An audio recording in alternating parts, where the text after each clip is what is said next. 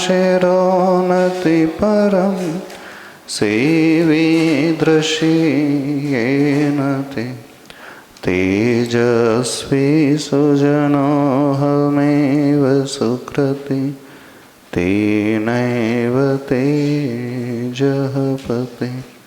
देवादिदेवति शेखारी श्री आदिनाथ भगवान की, संत शिरोमणि आचार्य भगवान गुरुदेव श्री विद्यासागर जी महाराज की, पूज्य आचार्य श्री समय सागर जी महाराज की जय। बोलिए परम पूज्य निर्यापक सुमन श्री वीर सागर जी महाराज की, वंदनीय आरिका संघ की। दर्शन पूजन शिविर दूसरा दिन। कल आप लोगों से कुछ कहा था, क्या आप रोबोट हैं? याद है? कितने लोग रोबोट बनकर के मंदिर आते हैं? अच्छा, एक उदाहरण दिया था कलश का, याद है? प्रभु के चरणों में आकर के वो जड़ वस्तु कलश पवित्र हो जाता है। आप तो चेतन हो। यहाँ आकर के क्या मिलता है? भगवान के दर्शन, अभिषेक और पूजन की आवश्यकता जीवन में क्यों होती है? कौन बताएगा? हाँ, बच्चियों से पूछ रहे हैं, खड़े होकर के बताना। क्यों अभी दर्शन किए जाते हैं भगवान के? मंदिर क्यों आना चाहिए? क्यों पूजन किया जाना चाहिए? मन की शांति के लिए। मन की शांति के लिए मंदिर आना चाहिए। अच्छा, कुछ लोग मन की शांति के लिए गार्डन जाते हैं। फिर गार्डन और मंदिर बराबर हो गए। कुछ लोग मन की शांति के लिए क्रिकेट खेलने लगते हैं। कुछ लोग मन की शांति के लिए थिएटर जाते हैं, पिक्चर देख करके आ जाते हैं। ठीक है? कुछ लोग ऐसे करते हैं ना, भी होता है। ऐसे करते ना लोग। हाँ। जब बहुत ज़्यादा टेंस्ड हो जाते हैं तो रिलैक्सेशन के लिए, घूमने के लिए वो चले जाते हैं एक हफ्ते के टूर पर गोवा, मनाली और लेह, लद्दाख। थोड़े और बड़े हो जाते हैं तो स्विट्ज़रलैंड चले जाते हैं। और कुछ लोग बैंकॉक चले जाते हैं, पटाया बीच चले जाते हैं, है ना? तो वहाँ भी मन की शांति है। तो और कुछ लोग हैं मंदिर आ जाते हैं मन की शांति के लिए। सही सब बराबर है? बताइए। थोड़ा इसको ऑन करके बोलना। हाँ हाँ, मन पवित्र हो जाता है। बोलिए। चालू है? महाराज जी, मन भी पवित्र होता है। मन पवित्र हो जाता है। अच्छा, और कौन बताएगा? हाँ, बाजू वाली दीदी को दे दो।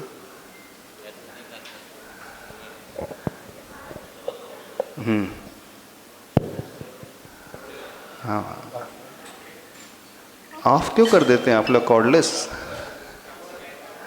महाराज जी, हमारे मन की पवित्रता बढ़ती है, हमारे भाव अच्छे होने लगते हैं। अच्छा, मन की पवित्रता बढ़ती है, भाव अच्छे होने लगते हैं। और अरे ऑन तो कर लो इसको, कॉर्डलेस को। ये बार बार ऑफ क्यों कर देते हैं आप लोग? हमारे मंदिर में होते हैं।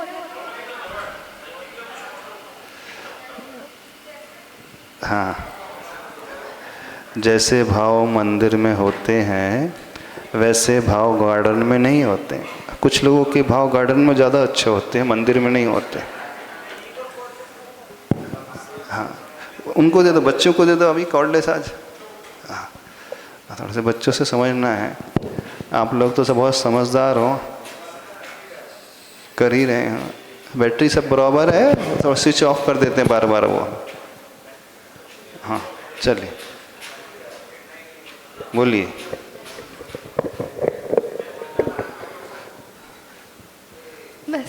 बस इसलिए और कोई बताएगा? आप मंदिर क्यों आते हो? थोड़ा सा समझें। जब तक हम कारण नहीं समझेंगे कार्य क्यों किया जा रहा है, तो उसका फल हमें सही प्राप्त नहीं होता है। हाँ, आप बता दीजिए। आप तो शास्त्रीय भाषा बोलोगे। हाँ बोलो, जल्दी बोलिए। एक्चुअल में हम व्यवहारिक जीवन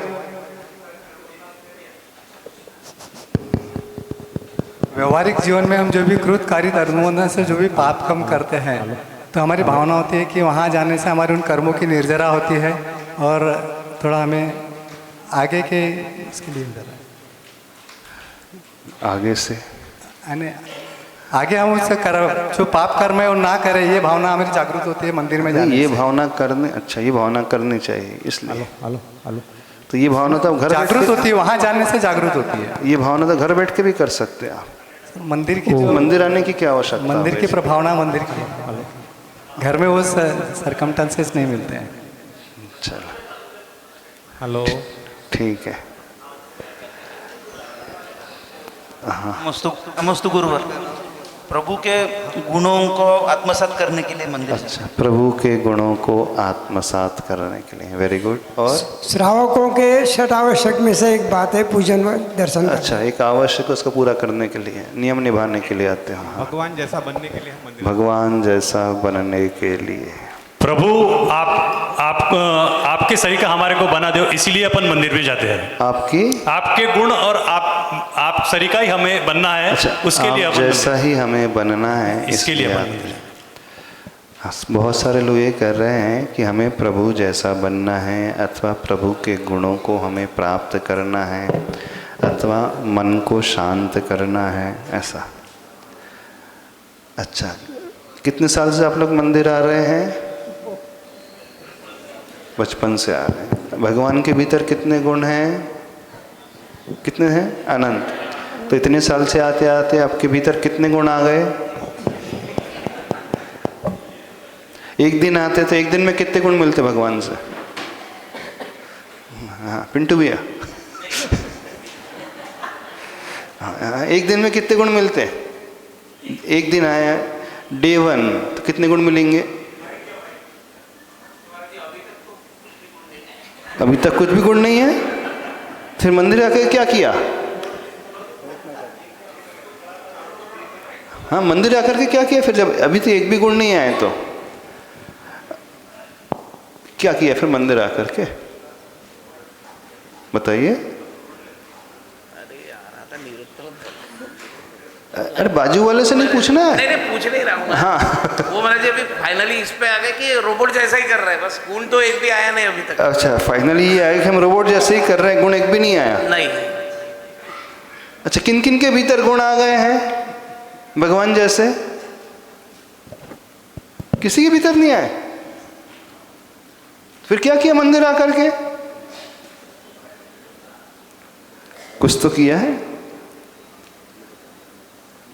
यदि हमारे भीतर गुण नहीं आ रहे हैं तो इसका अर्थ है अभी बहुत कमी है। एकदम से सारे गुण नहीं आएंगे। प्रभु के भीतर तो बहुत सारे गुण हैं, कुछ गुण तो आएंगे कि नहीं? अब गुण आने का अर्थ कौन से दरवाजे से गुण आएंगे? मन में ही। नहीं, कौन से दरवाजे से आएंगे? मन के दरवाजे से। मन के दरवाजे से। तो कुछ बाहर होगा कि अपने भीतर से कुछ नहीं होगा? पहले जो भर करके रखा वो बाहर होगा कि नहीं होगा? हाँ, हर एक के मन में बहुत कुछ भरा हुआ है। क्या क्या भरा हुआ है? कचरा भरा हुआ है, कषाय भरी हैं, बुरी आदतें भरी हैं, और क्या क्या भरा हुआ है? हाँ, राग है, द्वेष है और मोह है और मिथ्यात्व है। Very good. और क्या क्या है? लोभ भी है, कषाय। तो इसमें से क्या क्या दूर हो गया? अभी कुछ भी दूर नहीं हुआ। थोड़ा बहुत तो दूर होगा। गुण आने का अर्थ है हमारे अवगुण जो है वो कम होते चले जाएंगे। प्रभु के दर्शन, प्रभु की वंदना क्यों की जाती है? वंदे तद्गुण लब्धे। अच्छा, भगवान के भीतर कौन कौन से गुण हैं? आपने कहा बहुत सारे, दो चार के नाम बता दो। अनंत दर्शन, अनंत ज्ञान, हाँ, अनंत सुख, अनंत वीर्य। अनंत दर्शन, अनंत ज्ञान, अनंत सुख, अनंत वीर। और भी कुछ है? और भी कुछ है? अनंत चतुष्टय के धनी। हाँ, ज्ञान, दर्शन, सुख और वीर। तो सुख कितना आया आपके भीतर? सुख नहीं मिला, क्षणिक सुख मिला। भगवान के भीतर कौन सा सुख है? अनंत सुख। अच्छा, शक्ति कितनी प्रभु के भीतर? अनंत शक्ति है। अनंत शक्ति। आपके भीतर कितनी शक्ति आ गई? कुछ नहीं। ज्ञान कितना आ गया? कुछ नहीं आया। क्यों नहीं आया? क्यों नहीं आया बताइए? मिथ्यात्व के कारण। मिथ्यात्व के कारण? ज्ञानावरण कर्म के बंधन से। अच्छा, ज्ञानावरणी कर्म के कारण। चलो बैठ जाओ, हम बताते थोड़ा सा हम समझाते। हाँ। प्रभु के पास आने का उद्देश्य, बहुत सारे उद्देश्य होते हैं। सबसे मुख्य उद्देश्य होता है हम अपनी आत्मा को पवित्र करें, हम अपनी आत्मा में बैठे हुए अवगुणों को दूर करें। प्रभु गुणों की खान है, गुणों के भंडार हैं, और हर संसारी व्यक्ति अवगुणों का भंडार है। ठीक है ना? अवगुण का अर्थ बहुत सारे ड्रॉबैक्स हैं, बहुत सारी कमियां हैं। अब जब हम प्रभु के दर्शन करें तो दर्शन और पूजन के पश्चात हमारी कमियों में कमी अवश्य आनी चाहिए। जो जो भी आपकी कमियां हैं, कौन कौन सी कमियां हैं आपके भीतर? कोई बता सकता है? यदि हम आपसे कहें कि आपकी जो कमियां हैं उसका सहस्रनाम स्तोत्र लिखना है, सहस्रनाम क्या है? जिसमें 1000 नाम हैं। तो अपनी कमियों के 1000 नाम लिख सकते हो? कौन कौन लिख सकता बताओ? 1000 कमियों नहीं लिख पाओगे। अच्छा, अपने शत्रु की कमियां लिख सकते हो? गोवर्धन जी, जिससे नहीं पटती है, जिसने हमको बेवकूफ़ बनाया, ठगा है, गला काटा है, उसकी कमियां लिख सकते हैं हम कि नहीं लिख सकते? कितने लोग लिख सकते हैं? जिनसे आपका मन बिल्कुल नहीं मिलता है, उनकी कमियों को आप नोट डाउन कर सकते हो। तो सबसे पहले एक कार्य करना है सभी लोगों को। नोटबुक मिली है ना? एक होमवर्क। जो व्यक्ति सबसे अधिक अपनी कमियां लिख करके आएगा उसे पहले नंबर का इनाम मिलेगा कल। जिसकी सबसे ज़्यादा कमियां आएंगी, लिखी हुई आएंगी, उसे बेस्ट प्राइज मिलेगा कल। पहला कार्य करना है सभी लोगों को अपनी कमियों को नोट डाउन करना है और फेयरली जो है सो एज इट इज उसे लिखना है।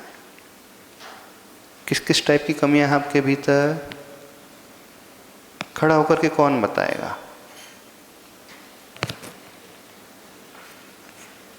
या तो आपके भीतर कोई कमी नहीं है, सारे के सारे भगवान ही बनने वाले अगले कुछ पलों में ऐसा, ये तो वो होगा। कोई शेयर कर सकता है अपनी कमियां?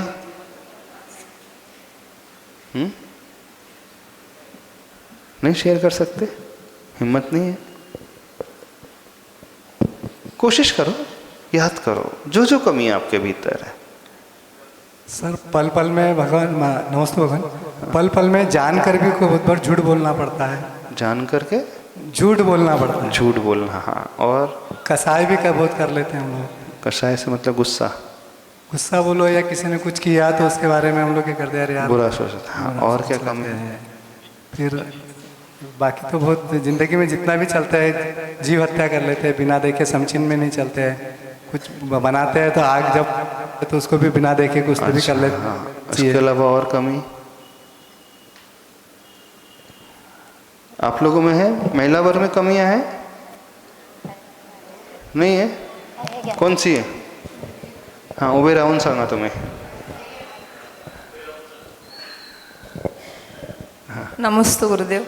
राग, द्वेष, मान, माया, लोभ, कषाय और परिग्रह, ये सभी हमसे छूटे नहीं अभी तक। अभी आपने शास्त्र की भाषा बोल दी, अब आपकी अपनी भाषा में बोलिए।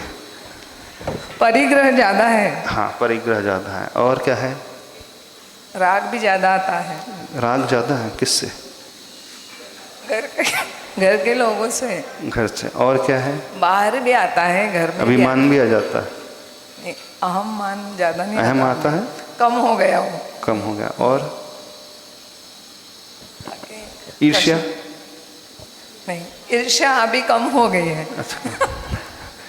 हाँ, ईर्ष्या नहीं है? नहीं, किसी का अच्छा हो तो हमें कभी बुरा नहीं लगता, उसके और वृद्धि हो ऐसा ही लगता है। अच्छा, और कौन सी कमी है? सबसे कमी तो परिग्रह कम करना है, वो ये। परिग्रह बहुत ज्यादा है, आसक्ति बहुत है। इसके अलावा और किसी में कोई कमी है? हाँ, बच्चे लोग बताएंगे। हाँ, तो अपना अध्ययन सबसे पहले करना है। जो जो कमी हमारे भीतर है, किसी को गुस्सा बहुत जल्दी आता है, बहुत तेज आता है, कोई व्यक्ति किसी की बात सुन नहीं सकता, तुरंत जवाब दे देता है ना? किसी की बात मन में एकदम हर्ट कर जाती है, किसी की बढ़ती को आप सहन नहीं कर पाते हैं, अहंकार बहुत चरम पे रहता है, और बेवकूफ़ बनाने में तो अपन नंबर 1 है ही नहीं, छल कपट करने में, ठगने में, झूठ बोलने में, और तो और मंदिर में भी आकर के झूठ बोल देते हैं, और दूसरों का माल अपना बनाने में भी, और तो और मंदिर का भी खाने में भी। निर्माल्य का दोष भी लगा लेते हैं, मंदिर का माल अपने में बना लेते, लेकर के चले जाते हैं। और क्या है? सबसे पटती है लेकिन बस भाई से नहीं पटती। सबसे पटती है और भाई से नहीं पटती, और महिलाओं की देवरानी से नहीं पटती, बस सबसे पटती। ऐसी है ना कि जेठानी से नहीं पटती, कि सासू से नहीं। घर घर की कहानी। और क्या है? कुशील वाली दृष्टि बहुत आ जाती है, अब ब्रह्म वाली दृष्टि आ जाती। हिंसा कदम कदम पर यह व्यक्ति करते रहता है। बुरी आदतें बहुत सारी हैं, है ना? कुछ लतें ऐसी हैं जिसके बिना आप जी नहीं सकते हैं। व्यसन की लत पड़ गई है, किसी को तंबाकू की लत है, किसी को सिगरेट की है, किसी को चाय की है, किसी को कॉफ़ी की है।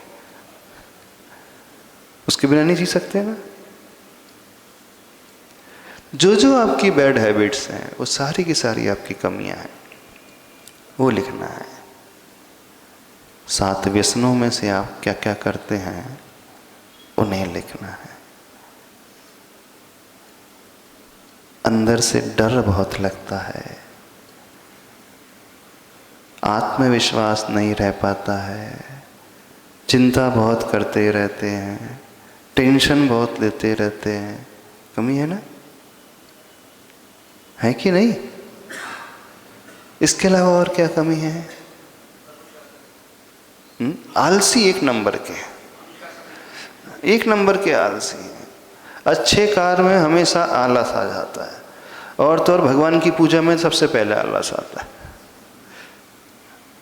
डिसिप्लिन मेंटेन करके नहीं रखते हैं, पंक्चुअलिटी नहीं होती है, समय की पाबंदी नहीं है। और क्या कमी है बताइए, सोचो,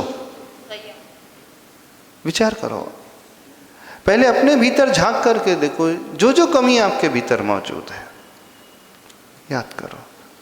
नहीं है तो अपने दुश्मन से पूछ लेना कि मेरे भीतर कौन सी कमी, वो अच्छे से बता देगा, और आप उसकी कमी आप बता देना कि उसके भीतर वो कमी है। ठीक है, तो एक दूसरे से शेयर कर लेना।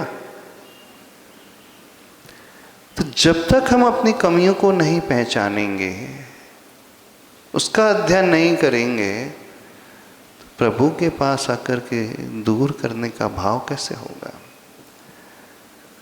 कई लोगों ने उत्तर दिया कि भगवान के पास बहुत सारे गुण हैं, हम भगवान सरीका बनने आते हैं, ऐसे शब्द कहा था ना, भगवान जैसा बनना चाहते हैं तो हम भगवान जैसे बनने के लिए आते हैं। जब भी आप लोग ये शब्द कहते हो कि हम भगवान जैसे बनने की चाह लेकर के आते हैं, अथवा हे प्रभु आपके पास अनंत चतुष्टय है, अनंत ज्ञान है, अनंत दर्शन है, सुख है, आदि आदि, तो ये सब आपकी जिनवाणी की बातें हैं, इससे आप बिल्कुल कोरिलेट अपने आप को नहीं कर पाते। अब हम कहें कि आपके भीतर अनंत गुण है भगवान, तो आपको कोई अनंत गुण में से अनंत ज्ञान नहीं चाहिए। आपको आप उसे अध्ययन करें कि जो आपके भीतर है, और फिर उसके ठीक विपरीत प्रभु के भीतर वे सारे गुण हैं।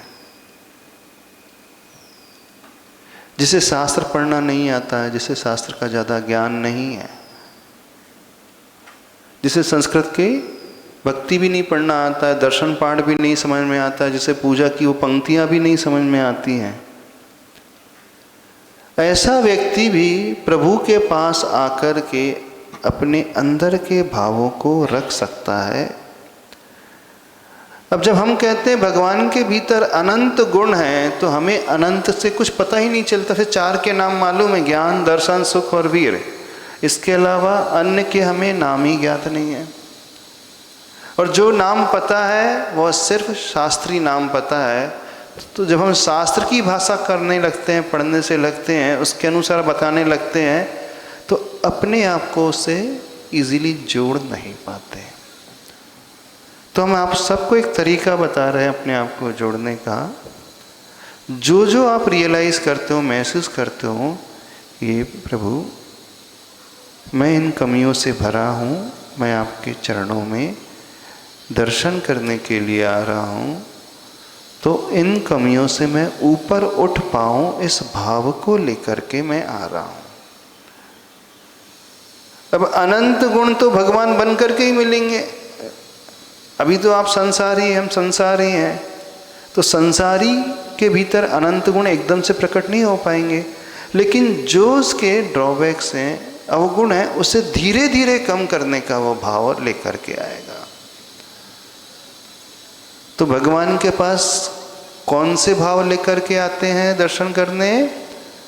अपने स्वभाव को बदलने का भाव। जो आपका नेचर बना हुआ है, कैसा नेचर है? कैसा नेचर है बताइए आप? समझते हो कि नहीं अपने नेचर को? अथवा आपकी मम्मी बता देंगी आपकी कमियां कैसी हैं, पापा बता सकते हैं कौन सी कमी आती है बच्चों में। तो मम्मी से पूछ लेना, मैं देर रात तक जगते रहती हूँ और दिन भर मोबाइल में लगी रहती हूँ, है ना, मम्मी की बातें नहीं मानती हूँ, और क्या है, काम बिल्कुल नहीं करते। हाँ मम्मी, हाँ सही है, इशारा कर रही, हाँ सही बोल रहे महाराज जी। तो मम्मी पापा से पूछना अपनी जो भी कमियां हैं, अब प्रभु के पास आना, तो प्रभु के पास आने का उद्देश्य भगवान जैसे गुण पाने का उद्देश्य आप कहते हो, लेकिन ये बहुत बड़ी बात हो गई, बहुत ऊपर की चीज हो गई। अभी हम धरातल में आना सीखें, ग्राउंड रियलिटी को समझना सीखें। और ग्राउंड रियलिटी ये है कि हम अभी बहुत सारे विभावों को लेकर के जी रहे हैं, ढेर सारे अवगुणों को लेकर के जी रहे हैं। तो भगवान के दर्शन करके अंतरंग में ये भाव कि मैं अपने अवगुणों को प्रभु आपके चरणों में छोड़ करके जा रहा हूँ।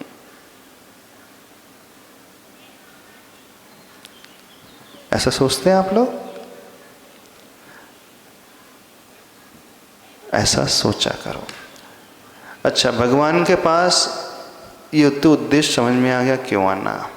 अब दूसरी बात आती है भगवान के पास कैसे आना। क्यों तो समझ में आया ना, सभी को समझ में आ गया क्यों आना। एग्जाम होगी तो एग्जाम में क्वेश्चन आएगा या, हाँ तो अच्छे से लिख लो और याद भी कर लेना। और आंसर आपका अपना होगा, आंसर कोई शास्त्र का नहीं होगा।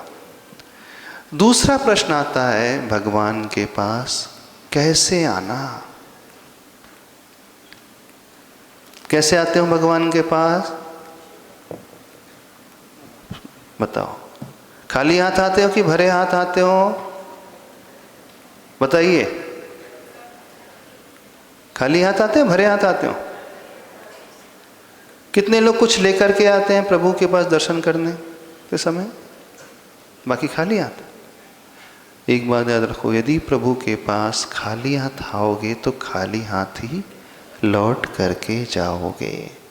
नीति है, अपने से बड़ों के पास जब जाया जाता है तो कुछ ना कुछ अर्पण करने के लिए साथ लेकर के जाया जाता है। राजा से कभी खाली हाथ नहीं मिलना। डॉक्टर है, वकील है, गुरु के पास खाली हाथ आओगे तो कुछ मिलने वाला नहीं है, याद रखना। उसकी फीस लेके जाना, डॉक्टर की, वकील की फीस लेके जाना तो सही सलाह देगा, नहीं तो बेवकूफ़ बना देगा। जब सामान्य से आप इन लोगों के पास कुछ लेकर के जाते हैं तो प्रभु तो कैसे हैं, तीन लोक के नाथ होते हैं। तीन लोक के नाथ है ना। तो क्या लेकर के आते हो आप लोग? द्रव्य। द्रव्य द्रव्य लेकर के। अब दो चीजें हैं, एक द्रव्य और एक भाव, ठीक है। तो द्रव्य में क्या लेकर के आते हो?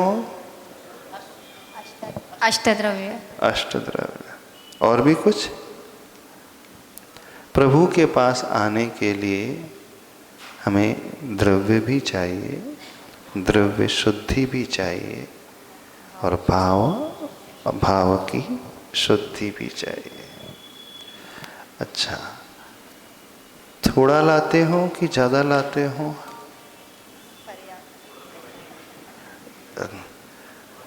ज़्यादा दोगे तो ज़्यादा मिलेगा, थोड़ा दोगे तो थोड़ा मिलेगा। मंदिर में आकर के सबसे पहले क्या देखना चाहिए? बाकी द्रव्य शुद्धि आप जानते हो, उसको अभी हम ज़्यादा नहीं छेड़ रहे, समय इतना नहीं है। हाँ, मंदिर में आकर के सबसे पहले किसके दर्शन करना चाहिए? भगवान के। भगवान के। हाँ, भगवान के नहीं, श्रावक को मंदिर में आकर के सबसे पहले गुल्लक के दर्शन करना चाहिए। किसके दर्शन करना? गुल्लक कहाँ रखी है, और गुल्लक के दर्शन करना, ने गुल्लक के पैर नहीं पड़ना। गुल्लक में कुछ अर्पण करना, ने बिना दिए दुनिया में कुछ नहीं मिलता है। यदि हम फसल चाहते हैं तो पहले बीज बोया जाता है, फिर बाद में उस बीज के बोने से हजारों दाने हमें प्राप्त होते हैं। मंदिर में आकर के भगवान को नहीं देखना, अभी गुल्लक को देखना। गुल्लक कहाँ? और आप लोग में से कोई नहीं देखता, नहीं दिखता है ना? हाँ, तो देखा करो।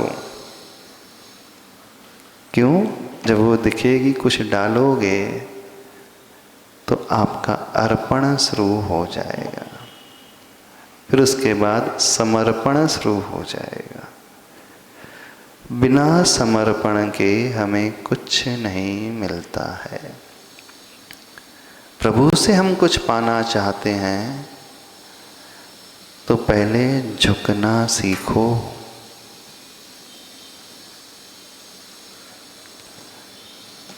झुकना सीखा जाता है, तन से भी झुकना और मन से भी झुकना,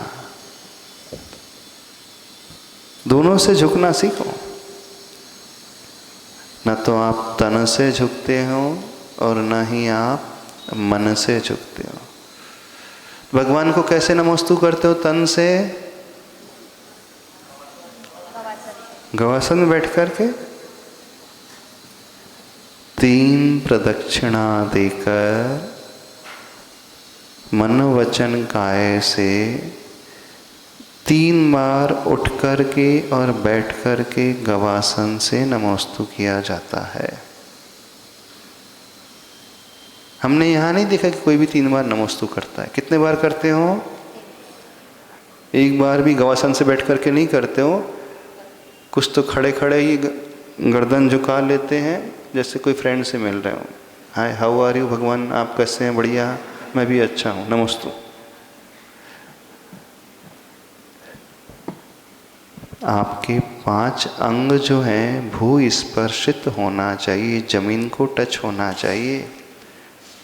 तो घुटने, 2 हाथ और माथा। कौन हमें नमोस्तु करके दिखाएगा? प्रैक्टिकल डेमोन्स्ट्रेशन कौन देगा? हाँ, पिंटू भैया।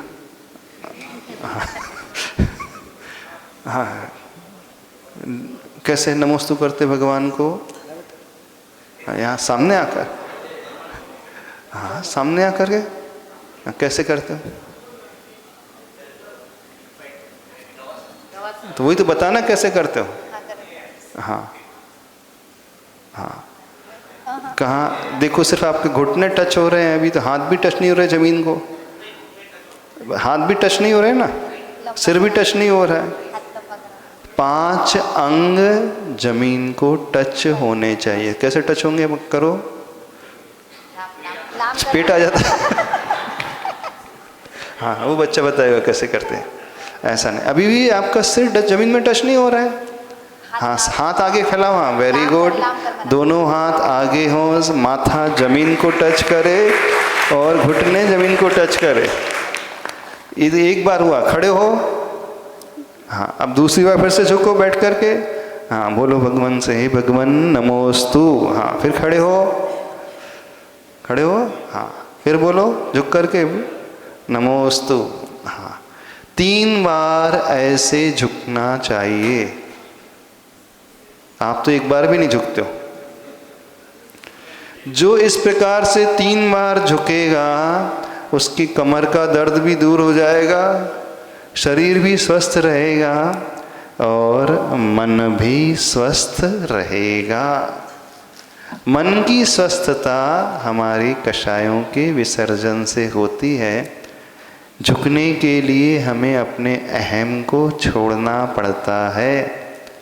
अहम यदि नहीं छोड़ पा रहे हैं, जिसके भीतर अहम है वो झुक ही नहीं सकता। जिन लोगों को अर्ली एज में घुटनों में कमर में दर्द होने लगता है, कितनों को कमर में दर्द हो रहा है? जल्दी से, कम उम्र में दर्द हो रहा है, शुरू हो गया, घुटनों में दर्द शुरू हो गया। हाथ खड़े करें। कमर की समस्या है, घुटनों की समस्या है। नहीं, उम्र सही उम्र की बात नहीं कर रहे हैं, अर्ली एज में तो नियम से मन में कोई ना कोई गठान होगी अहंकार की। मन में जब अहंकार की गठान होती है, अहम की गठान होती है, तो विज्ञान ये कहता है वही गठान जो है हमारे जोड़ों में एक प्रकार से गठान पैदा कर देती है और जोड़ों के दर्द को पैदा कर देती है। तो जोड़ों में जो दर्द शुरू हो गया अर्ली एज में, तो मन में कोई ना कोई अहम का भाव किसी व्यक्ति विशेष के प्रति अवश्य चल रहा है। वो गठान उस व्यक्ति विशेष के प्रति है और वो ही जो है रिफ्लेक्ट होकर के बॉडी में आती है। तो हमें तन से भी झुकना है और मन से भी झुकना है। तन से भी कैसे झुकोगे? पंचम 5 अंगों से नमस्कार करोगे। खाली हाथ तो नहीं आते हैं? अच्छा, द्रव्य शुद्धि से, शरीर शुद्धि से आते हो कि नहीं? पैर धो करके आते हो? सभी लोग पैर धो करके आते हैं? जूते चप्पल पहन के आते हैं? नहीं। तो जहाँ आप पैर धो वहाँ पर अपने अहम को भी छोड़ करके आना है। अथवा मंदिर में जहाँ जूते चप्पल उतारते हो वहीं पर अपने अहम के भाव को भी उतार करके आना। पैर कोई धोए जाते हैं मंदिर में आने के पूर्व में? हाँ, पैरों में गंदगी नहीं लगी रहनी चाहिए, स्वच्छ शरीर से आया जाता है। ऐसे ही प्रभु के पास आने के पूर्व मन में गंदगी नहीं लगी रहनी चाहिए। तो जहाँ आप पैर धोते हैं वहाँ अपने मन को भी धो। बोर्ड लगा देना मंदिर में, कृपया करके पैर और मन धोकर ही मंदिर में प्रवेश करें। कौन सा बोर्ड लगाना है? पैर को धोकर और मन को धोकर ही मंदिर में प्रवेश करें। कृपया करके यहाँ अपने पैरों की गंदगी और मन की अहम की गंदगी को यहाँ छोड़ करके अंदर प्रवेश करें। कमेटी वाले कहाँ हैं? सारे मंदिर में बोर्ड लग जाना चाहिए। जहाँ जूते चप्पल उतारते हो वहाँ पर अपने कषाय को उतार करके मंदिर में आना है। समझ में आ रही बात? नहीं समझ में आ रही? कोई डाउट तो नहीं? पंचांग नमस्कार करोगे ना? हाँ। कोई भी महिला वर्ग सिर खुला रख करके मंदिर में प्रवेश न करे। सिर ढाक करके ही मंदिर में प्रवेश करे। जो महिला वर्ग जो हैं खुले बाल से आते हैं वो अपशकुन लेकर के आते हैं। तो कभी भी मंदिर में खुले बाल से नहीं आने चाहिए, यानी चोटी आदि बंधी रहनी चाहिए। कुछ होते हैं एकदम बाल खोल करके आते हैं, तो वो अमंगल का सूचक होता है, अमंगल हो जाएगा वहाँ से। यदि मांगलिक चाहते हो तो मांगलिक वह मानी जाती है महिला जिसके सिर ढका हुआ होता है और बाल बंधे हुए होते हैं। अच्छा, मंदिर में दर्शन करने के लिए आते हैं कि दर्शन देने के लिए आते हैं? बताइए, कितनी महिलाएं मंदिर में दर्शन देने के लिए आती हैं? दर्शन देने का अर्थ क्या होता है? हाँ, जैसे आप पार्टी में जाते हैं, शादी के फंक्शन में जाते हैं, तो कैसे जाते हैं? कैसे जाते हैं? पिंटू भैया कैसे जाते हैं? बंठन करके। बना ठना क्यों जाता है? हाँ, माइक लेके बोलो। हाँ, पूरा तैयार होके जाते हैं। तैयार होकर के क्यों जाया जाता है फंक्शन में? 4 लोग अपने को देख सके। 4 लोग अपने को देख सके। 4 लोगों को अपने दर्शन हो सके। अच्छा, 4 लोगों को अपने दर्शन हो सके।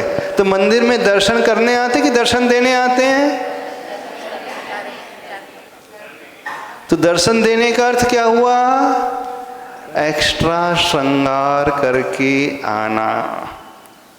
सुहाग के चिन्ह होने चाहिए लेकिन एक्स्ट्रा श्रृंगार नहीं होना चाहिए। समझ में आ रही बात? अच्छा, कितने लोगों के देव दर्शन का नियम है? आज सिर्फ बेसिक बातें बता रहे हैं, फिर बाद में अपन आगे बढ़ेंगे। हाँ, हाथ खड़े करें। प्रतिदिन भगवान के दर्शन का नियम है? अच्छा, कितने लोगों का मंदिर में प्रभु दर्शन का ही नियम है? क्या कहा हमने? नहीं समझ में आया? मंदिर में भगवान के दर्शन का नियम कितने लोगों ने लेने को तैयार हैं? भगवान के मंदिर में भगवान के दर्शन करेंगे कितने लोग तैयार हैं? हाथ खड़े करें। मंदिर के दर्शन, भगवान के दर्शन करेंगे, भगवान के ही दर्शन करेंगे कितने लोग तैयार हैं? समझ में नहीं आया? हमने क्या कहा? मंदिर में आकर के प्रभु के ही दर्शन करना है। इसका अर्थ क्या हुआ? इधर उधर के दर्शन नहीं करना है। अब बताइए कितने लोग नियम ले सकते हैं कि जब हम मंदिर में आएंगे तो सिर्फ प्रभु के ही दर्शन करेंगे, अन्य दर्शन नहीं करेंगे, अन्य के दर्शन नहीं करेंगे? आसान नियम नहीं है, बड़ा कठिन नियम है। भगवान के दर्शन कम करते हो, अड़ोस पड़ोस के दर्शन ज्यादा हो जाते हैं। होते हैं कि नहीं? कौन आया, कौन क्या पहन करके आया, साड़ी तो नई सी लग रही है एकदम। हाँ, और ये सोने का हार तो बहुत ही सुंदर लग रहा है। अब समझ में आ रही बात? हाँ, जेंट्स लोगों से देव दर्शन का नियम है कि देवी दर्शन का नियम है? बोलिए पिंटू भैया। नहीं, आपसे नहीं, अच्छा सब आपका नहीं, आपका तो नाम लेकर के बोल रहे, सबका है। लोगों का यहाँ पे देव दर्शन का नियम रहता है कि देवी दर्शन का भी नियम रहता है? महाराज जी, हम जिस समय मंदिर में जाते देवी तो एक भी नहीं रहती, देव दर्शन ही करते हैं बस। अरे देवी एक भी नहीं रहती? अच्छा, ये महिला वर्ग है, आपका देव दर्शन का नियम है? देवादि देव दर्शन का नियम है कि अन्य देव दर्शन का नियम है? तो प्रभु के पास आकर के सिर्फ देव दर्शन ही करना है, ना अन्य देवी दर्शन करना है। देवी दर्शन समझते हो कि नहीं? कौन कौन सी देवियां होती, बताओ, नाम बताओ। कौन कौन सी? हाँ, कौन कौन सी? ज्वाला मालिनी, कुष्मांडिनी, पद्मावती, श्रीदेवी, हरिदेवी, धृति, कीर्ति, बुद्धि, लक्ष्मी और एटसेट्रा, इटीसी। अन्य अन्य अन्य अन्य कितनी? 56 कुमारियां। वो भी होती है, 56 कुमारी भी होती। इसके अलावा बताओ तो सही। अनन्य है फिर? अनन्य नहीं, अनन्य तो मतलब अनन्य का अर्थ क्या हुआ? एकदम निकट क्या हो गया? अनन्य का अर्थ हो गया अन्य अन्य अन्य अन्य देवियां। तो अन्य तो समझते हो कि नहीं? हाँ, जेंट्स के लिए महिला वर्ग अन्य देवी में आ जाएंगे और महिला वर्ग के लिए जेंट्स लोग अन्य देवता में आ जाएंगे। हाँ, तो आप लोग अन्य देवी देवताओं के दर्शन तो नहीं करते? नहीं। अब कितने लोग ये नियम ले सकते हैं कि मंदिर में हम आकर के सिर्फ प्रभु के ही दर्शन करेंगे, किसी अन्य देवी देवता के नहीं करेंगे? लेकिन महाराज जी हो गए तो दर्शन हो गए तो मतलब होते कैसे हैं? होते कैसे? होने में कोई दोष नहीं, दिखने में कोई दोष नहीं होता है, देखने में दोष होता है। पहली दृष्टि विराग दृष्टि, दूसरी दृष्टि राग दृष्टि होती है। तो कैसे? जैसे दोपहर के 1 बजे का सूर्य है, मई के महीने का चमकता हुआ प्रखर ताप को लिया हुआ 1 अथवा 2 बजे का सूर्य, कितनी देर देखते हो उसे आप? कितनी देर तक? 1 मिनट तक? 1 सेकंड में नहीं। तो अन्य देवी के दर्शन इतने ही।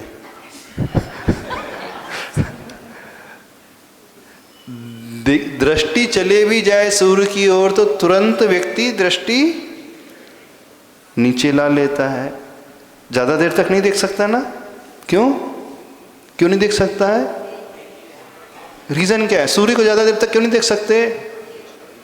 अल्ट्रावायलेट रेज उससे निकलती हैं, आँखों को हानि पहुँचती है, दृष्टि में परेशानी आने लगती है।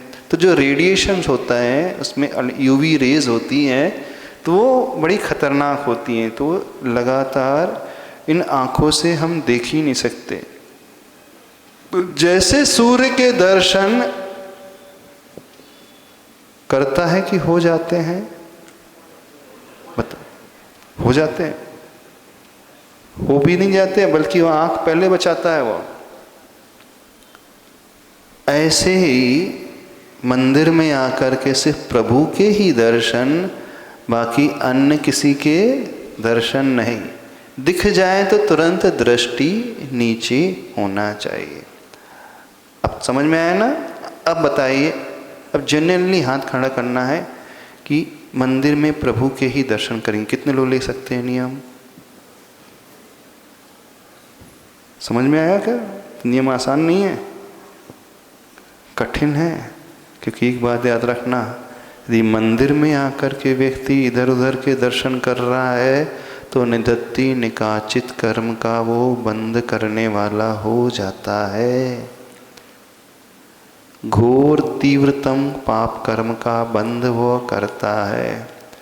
तो मंदिर एक ऐसा स्थान है जहाँ राग नहीं, वीतरागता ही वीतरागता होती है। तो राग को छोड़ा जाता है मंदिर में आकर के, न कि राग बढ़ाया जाता है। हम वीतरागता की उपासना करते हैं ना, भगवान कैसे होते हैं? वीतराग। तो यहाँ राग नहीं। तो महिला वर्ग से भी कहना है कोई श्रृंगार नहीं होना चाहिए मंदिर में, क्योंकि श्रृंगार नियम से स्वयं के लिए नहीं किया जाता है। किसके लिए किया जाता है? दूसरों के लिए होता है। यही नियम है ना। जब भी आप किसी पार्टी में जाते हैं, शादी ब्याह में जाते हैं, क्या भाव होता है कि मैं अच्छा दिखूं अथवा दुनिया वाले मुझसे इम्प्रेस हो जाएं। यही होता है कि नहीं? तो यदि कोई मंदिर में श्रृंगार करके आता है तो वो अपने शील व्रत में दोष लगाता है। बात थोड़ी गहरी कर रहे हैं पर समझो इस बात को। तो मंदिर में कैसे आना चाहिए? समझ में आया? खाली हाथ नहीं आना चाहिए। द्रव्य शुद्धि, वस्त्रों की शुद्धि और वस्त्रों में शालीनता हो। ऐसे वस्त्र नहीं पहनना, फटा हुआ जीन्स, फटे हुए वस्त्र। जो फटे हुए वस्त्र पहन करके आता है गरीबी का निशान, गरीबी की निशानी, गरीबी लेकर के जाएगा। ऐसे वस्त्र नहीं पहनना जिससे दूसरों के भावों में, परिणामों में गिरावट आने लगे। तो वस्त्र वो हो जहाँ परिणाम बहुत अच्छे बने रहें, संभले रहें। आज की जो नई जनरेशन है उनके वस्त्र किस प्रकार के होते हैं आप लोग देखते हैं ना? स्किन टाइट कपड़े नहीं पहन करके आना चाहिए, कंफर्टेबल इसमें फील कर सकें। ऐसे इन जीन्स आदि से भी बचना चाहिए। कोई भी व्यक्ति जो है फटे हुए गंदे मैले वस्त्र पहन करके मंदिर में ना आए। और सबसे ज़्यादा गंदी मंदिर में धोतियाँ होती है। आपके कपड़े तो रोज़ धुलेंगे, धोती कब धुलती है? पानी से तो रोज़ धुल जाएंगी, साबुन आदि से कब कितने दिन में धुलती हैं बताइए? एक हफ्ते में एक बार। दूसरों के उतरे हुए वस्त्र मंदिर में नहीं पहनना चाहिए। यहाँ के लोग दूसरों के वस्त्र तो नहीं पहनते, धोती तो पहन लेते होंगे। हाँ, बहुत अच्छे, वेरी गुड। अच्छे वस्त्र होना चाहिए। जितना उत्तम द्रव्य होगा उतने ही उत्तम हमारे भाव पैदा होते हैं, और जितना घटिया क्वालिटी का द्रव्य होगा भाव भी वैसे ही हो जाते हैं। छिद्र सहित वस्त्र कोई ना पहन करके आए। बनियान में भी छिद्र नहीं होना चाहिए। यदि कोई छिद्र सहित वस्त्र पहन करके आता है तो वो अशुभ अमंगल का प्रतीक, वो अमंगल हो जाएगा उसके साथ। अच्छे सुंदर वस्त्र हो, निश्छिद्र वस्त्र हो, स्वच्छ वस्त्र हो, इस प्रकार के वस्त्र।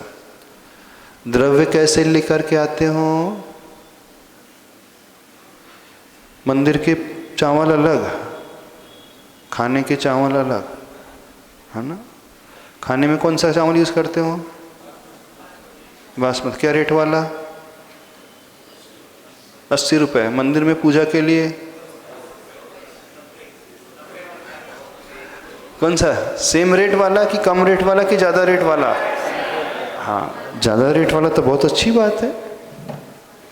पर ऐसा तो नहीं मंदिर के चावल लेकर के आ जाते हैं। मार्केट में मिलते हैं मंदिर के चावल, पूजा के चावल अलग मिलते हैं, कंट्रोल के चावल मिलते हैं, ऐसा तो नहीं लाते ना। होना तो चाहिए अच्छे चांदी के बर्तनों में द्रव्य सामग्री लाना सीखो। वैसे महाराज जी का चतुर्मास हुआ होगा तो महाराज ने सब बतला तो दिया ही होगा। कभी भी लोहे के बर्तन में पूजा नहीं करना चाहिए। स्टील, लोहा मीन्स स्टील। हो सके तो चांदी, यदि चांदी नहीं है, इतनी क्षमता नहीं है तो पीतल आदि के अथवा कॉपर आदि के यूज़ कर सकते हैं। पर उत्तम से उत्तम क्वालिटी के बर्तन भी होना चाहिए और उत्तम क्वालिटी का द्रव्य होना चाहिए। हर श्रृंगार का फूल यूज़ करते हो यहाँ पे? पुष्प कैसे बनाते हो? हर श्रृंगार के फूल से कि ऑरेंज कलर से? केसर यूज़ करते हो ना, केसर अथवा चंदन। मार्केट में जलेबी कलर भी आता है। हाँ, वो वाला जलेबी आती है ना मार्केट में, उसका कलर आता है, वो वही सेम कलर आ जाता है, केसरिया का फर्स्ट कलर आ जाएगा वो थोड़ा सा डालने पे। तो वो यूज़ तो नहीं करते ना। कोई भी उन कलर्स को यूज़ ना करे। अच्छा, बादाम, बादाम भी चढ़ाते हो? खीर में कौन सी बादाम खाते हो? जो मंदिर में चढ़ाते हो वही वाली खीर में खाते हो? खीर में कौन सी खाते हो? मामरा बीज। और चढ़ाने वाली कड़वी वाली, कड़वी वाली ना। चढ़ा रहे हो कड़वा बादाम, खा रहे हो मीठा बादाम। चढ़ाने वाली बादाम 200 रुपये किलो, खाने वाली बादाम 3000 रुपये मामरा, और अमेरिकन है 700-800 रुपये। और चढ़ाने वाली आपकी, यार भगवान तो पत्थर के हैं, उनको कुछ लेना थोड़ी देना है। भगवान के पास कुछ भी चढ़ा दो चलता है, और मालिक के पेट में तो जाना ही है ना। इसलिए जो चाहे जैसा चाहे द्रव्य, बिल्कुल नहीं। द्रव्य अच्छे से अच्छा होना चाहिए। द्रव्य 2 प्रकार का, जिस सामग्री को आप चढ़ाते हो उसे भी द्रव्य कहा जाता है। जिन वस्त्र को आप पहनते हो वो भी द्रव्य की श्रेणी में आता है, और आपका शरीर वह भी द्रव्य की श्रेणी में ही आता है। तो द्रव्य शुद्धि यानी शरीर की शुद्धि, द्रव्य शुद्धि यानी आपके वस्त्रों की शुद्धि, द्रव्य शुद्धि यानी अष्ट द्रव्य की सामग्री की शुद्धि होना चाहिए। अच्छा, द्रव्य अपना होना चाहिए, मंदिर का नहीं होना चाहिए। अपना ही द्रव्य लेकर के आते हो कि मंदिर का द्रव्य लेकर मंदिर में चढ़ा देते हो? बताना, कितना लाते हो? मुट्ठी भर कि 4 दाने?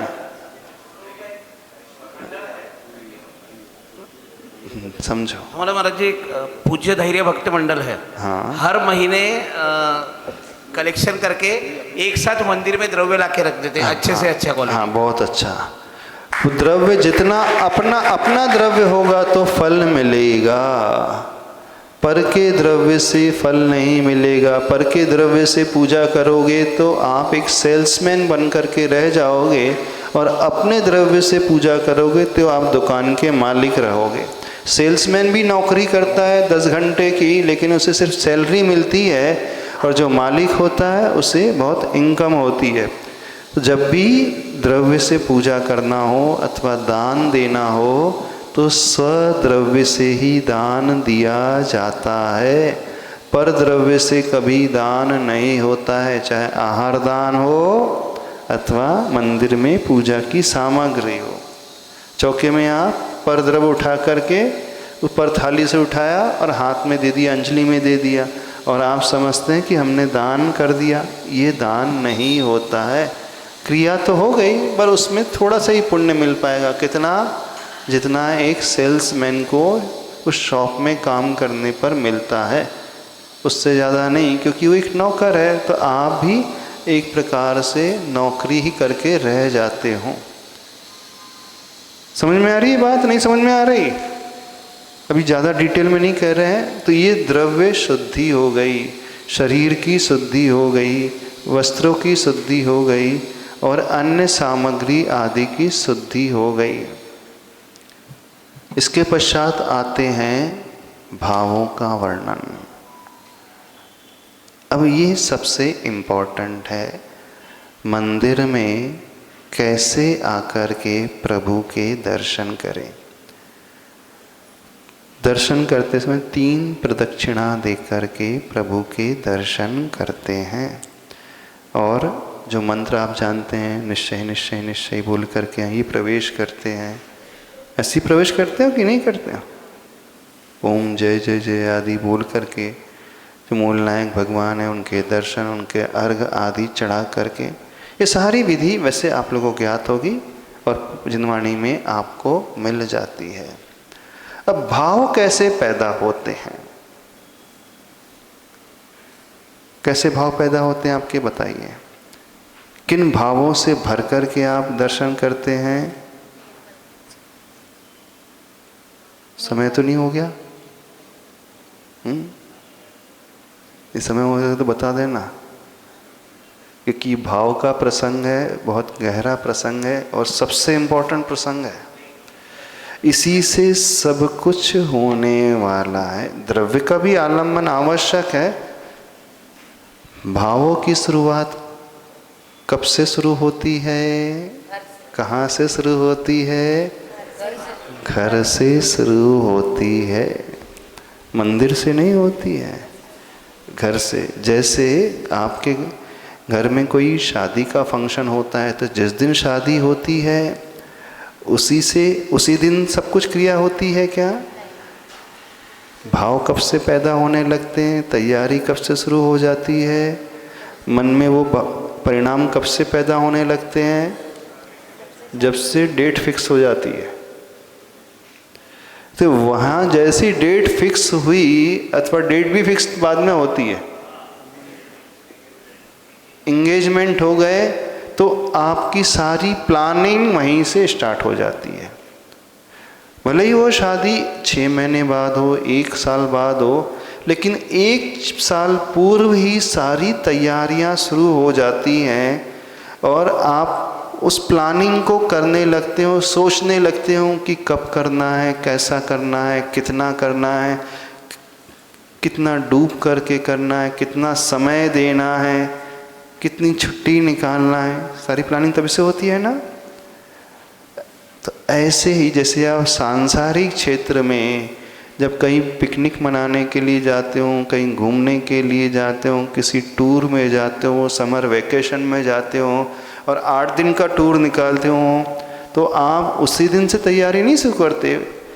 रेलवे बुकिंग, टिकट बुकिंग पहले से हो जाती है, तो पहले से सारी तैयारी होती है।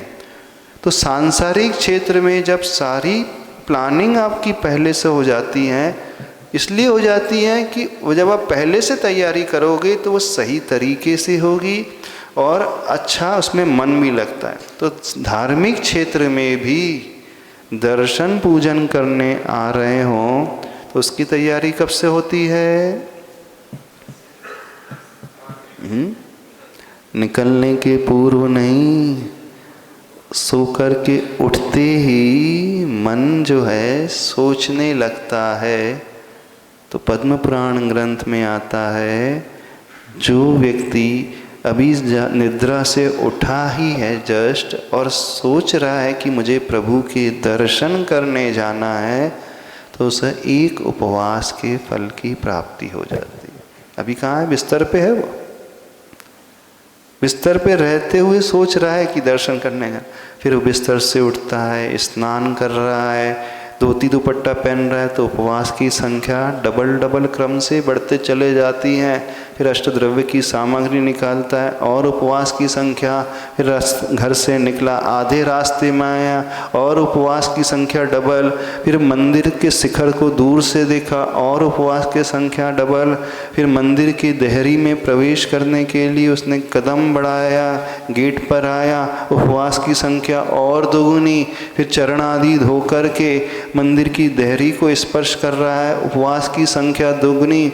और जब वो अंदर आकर के प्रवेश करता है, प्रभु के साक्षात दर्शन करता है, द्रव्य चढ़ाता है, तो उपवास की संख्या 1000 गुनी हो जाती है। दर्शन तो उसने बाद में किया और उसका फल उसे जस्ट सोचने मात्र से प्रारंभ हो गया है। तो इसलिए भावों को उत्पन्न करने के लिए तैयारी कब से की जाती है? घर से ही की जाती है। तो आप तब उस फल को पाते हो। लेकिन आप लोग तो क्या है, सब्जी खरीदने के लिए जाते हो और बाद में मंदिर आ जाते हो। दूध लेने के लिए जाओगे, अन्य काम निपटाने के लिए जाओगे और साथ में मंदिर आ जाओगे।